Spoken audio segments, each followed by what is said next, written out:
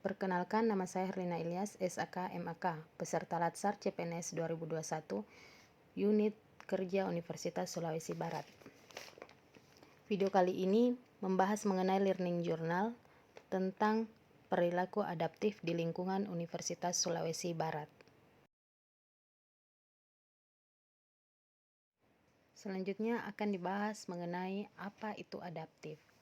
Adaptif berasal dari kata adaptasi, yaitu suatu proses yang menempatkan manusia yang berupaya mencapai tujuan-tujuan atau kebutuhan untuk menghadapi lingkungan dan kondisi sosial yang berubah-ubah agar tetap bisa bertahan. Selanjutnya, mengenai organisasi adaptif.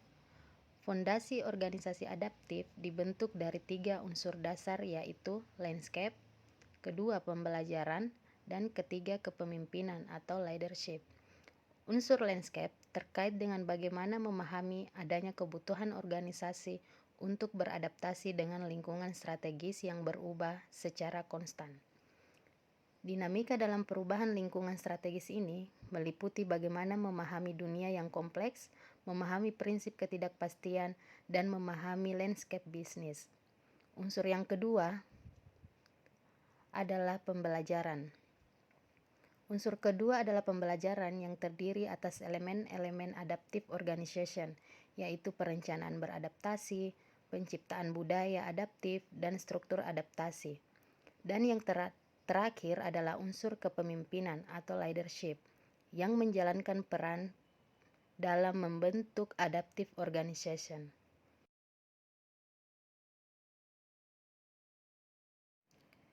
Selanjutnya, adaptif sebagai nilai dan budaya ASN.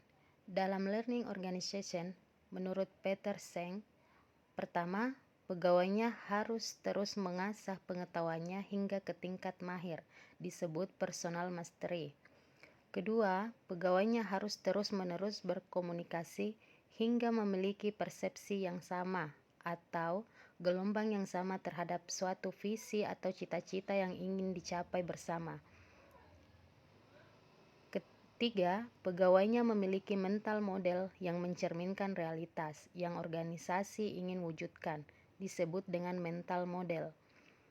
Keempat, pegawainya perlu selalu sinergis dalam melaksanakan kegiatan-kegiatan untuk mewujudkan visinya, disebut dengan team learning.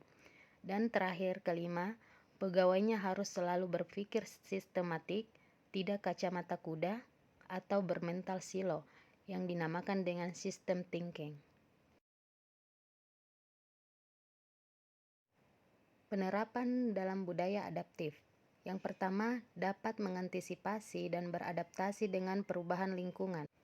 Kedua, mendorong jiwa kewirausahaan. Ketiga, memperhatikan kepentingan-kepentingan yang diperlukan antara instansi mitra, masyarakat, dan sebagainya.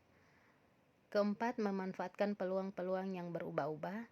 Dan yang kelima, terkait dengan kinerja instansi. Adapun beberapa ciri-ciri dari individu adaptif. Yang pertama, eksperimen orang yang beradaptasi. Kedua, melihat peluang di mana orang lain melihat kegagalan.